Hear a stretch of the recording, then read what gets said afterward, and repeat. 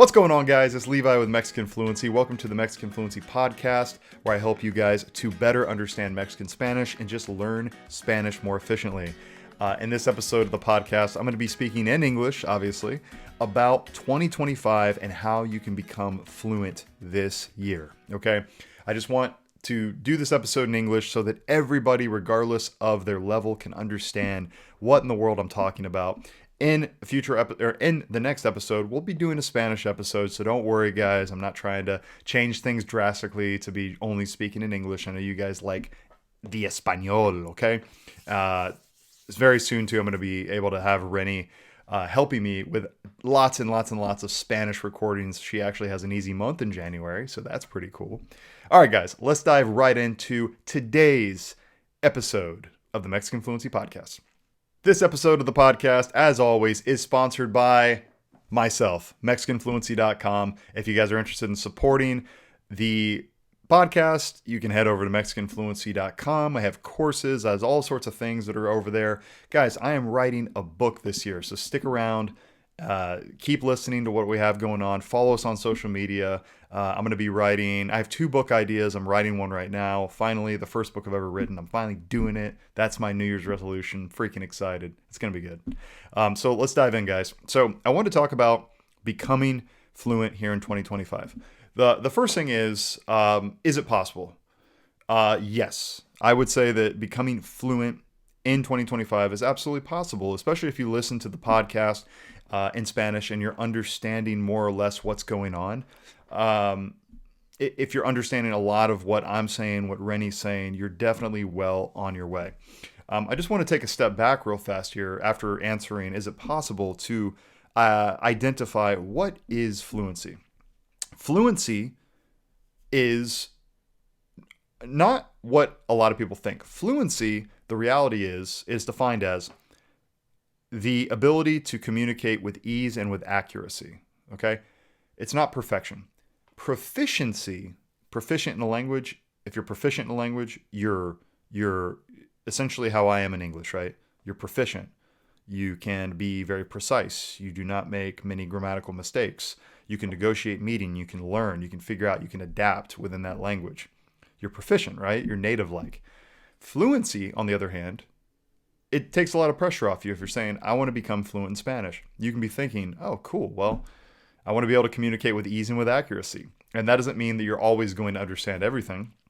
I'm that way right now. Like I was talking to a guy today at a coffee shop here in Central California, and he's a native Spanish speaker. He lives here, and he recognized me and he starts speaking to me in Spanish.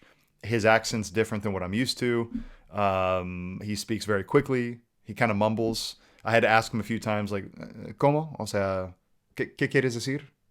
Like clarify, like, there's some, we call that negotiating meaning. So I'm fluent in Spanish, but I don't think I'm proficient. I'm very fluent. I can read books. I can write. I can communicate. But yeah, like it takes a lot to get proficient. Like I need to go live in Latin America and stay down there for a long time to get proficient. So take that out of your head that that's your goal, because that's not your goal. Your goal is to become fluent. That's step 1. So how to go about becoming fluent in Spanish is here. So right now I'm going to go ahead and plug my courses just early on so I don't forget to do it. But right now at MexicanFluency.com, I have 2 things that I'm going to be pushing this year, okay? Number 1 is Fluency Hour Foundational Spanish, okay? Fluency Hour Foundational Spanish it consists of 3 courses. And now what I'm going to be doing is including a once per week live call. So we'll be able to jump on a call, just like a Zoom call or a Google Meets call, usually Google Meets. And you can choose either in the morning or in the evenings on Mondays. Be able to hop on, answer questions, resolve doubts and issues that you're having, and just little hurdles, okay? So the courses are centered on, number 1 is learning how to be a really great Spanish learner, how to do it. Number 2 is Spanish Grammar Foundations, and number 3 is Spanish Grammar Intermediate, okay? So that is going to be the core of your fluency journey, right? You have to be good at those things to be able to become fluent, right? As an adult in any language, not just Spanish. You need to be good at those things. Okay, so if you're a good language learner, you know how to go out and acquire a whole bunch of new vocabulary and how to study and how to do the right things, and you understand core grammar, you're going to be well along your way. The other thing that I'm offering, I've changed the name a few times. I think it's going to be called Speak Like a Mexican Intermediate Spanish. And right now, what it is, you get access to my Mexican Spanish course. You get access to my transcripts for this podcast. And then you also are going to have a weekly call. Okay. It will also be Monday mornings or evenings, you choose. You can jump on a call with me and we can work through stuff if you have questions. If you have other questions too, Rennie can also jump in and help with those particular questions. Okay. As it pertains to Mexican Spanish. So those are the two things that you can do from my end. And those things are absolutely going to be able to form the foundation of you becoming fluent this year. Okay. Like if you do these things, you will have the core foundation of understanding Spanish at a core level and be able to have the skills and the knowledge to be able to keep going and keep moving forward, right? That's the goal. So what else can you do beyond those courses that I've created, that I offer, the education that I've created, I've put together, and that I offer for you guys? The other things that you can be doing this year are very, very simple. One of the things that I'm always talking about, I talked about in the previous episode, was for example, the channel VIX, right? It's basically the Netflix of Mexican Spanish. So you need to be listening to more Spanish than what you think. You need to be listening and listening and listening. And if you can be watching, use Spanish subtitles like VIX or like Netflix. They offer some really good options for Spanish subtitles that line up exactly with what you're watching and what you're hearing, okay? Also, besides listening to just like things like audio, like video series, things like that, listen to a lot of podcasts. Listen to this podcast. There's other podcasts. There's news podcasts. There's so many different things that you can do. Do your own research. Figure out what to listen to. You need to probably be listening a lot more than what you currently are. Also, you need to be doing... I was going to mention reading. I think reading is actually very overlooked and very underrated. I think reading in Spanish is very essential, and it's a good way to give yourself form.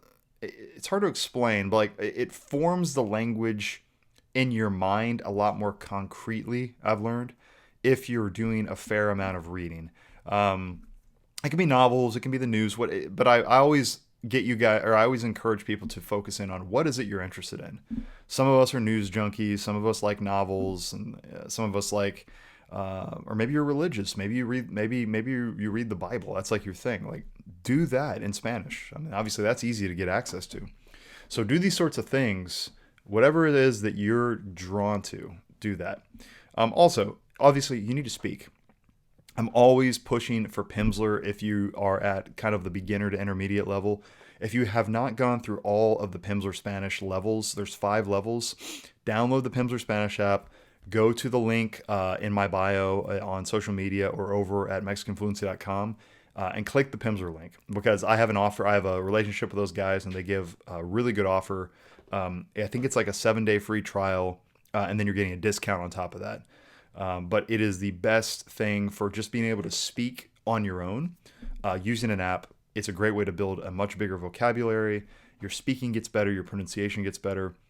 And then outside of that, you need to be having conversations with people. So what I'm working on right now is this year, I'm going to be trying to get a few Mexican teachers that work with me, so that I can, that are vetted, that are really good teachers, that I actually have vetted myself, and I know that they are legitimate and are also trustworthy and competent, right? They're going to show up to class. So I'm going to have them, at least 2.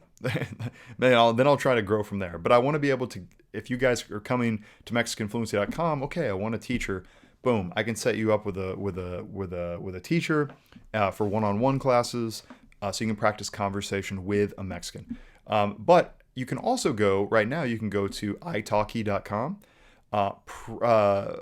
Preply.com is another one that I found today. Doing some more research for my book. Preply, I believe, is pretty good, and there's definitely some Mexican teachers through there. Again, you need to be having conversations, and There's really just no way around it. All these things that I'm talking about right now are very, very simple.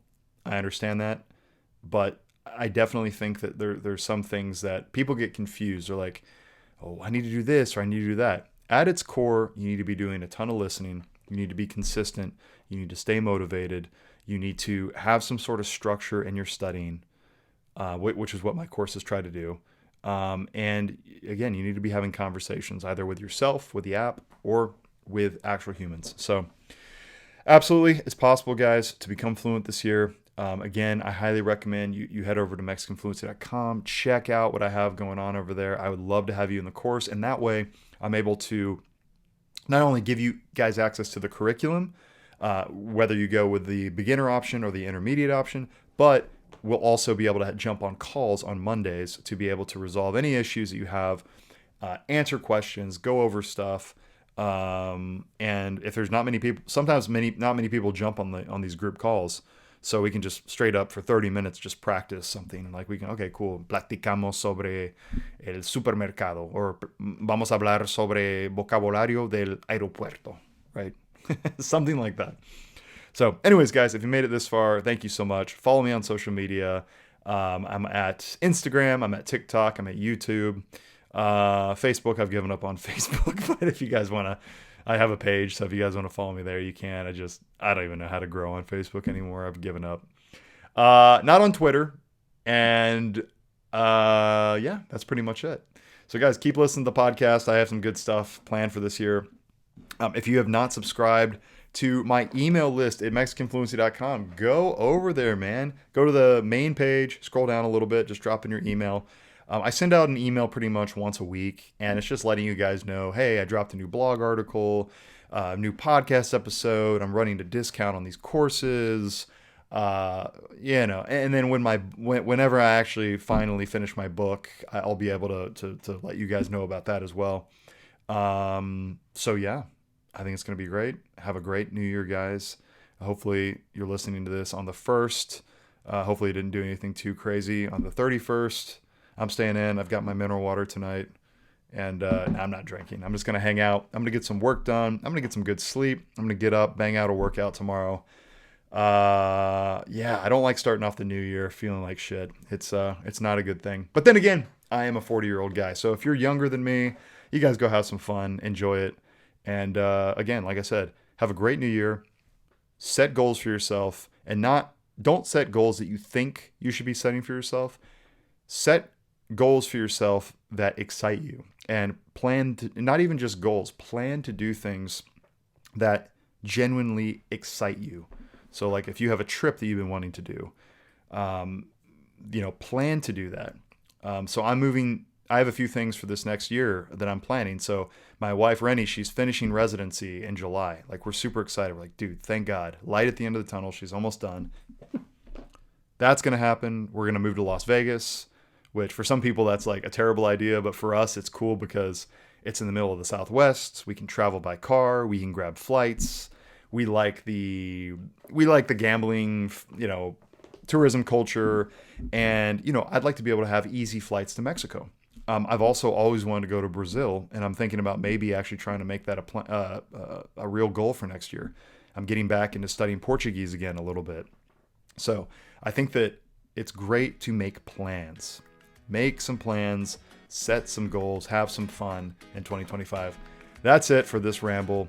Thank you guys for listening to this episode of the podcast. The next episode will be in Español. I'll see you guys very soon. We're going to have some fun and have a great one. Nos vemos pronto. Adiós.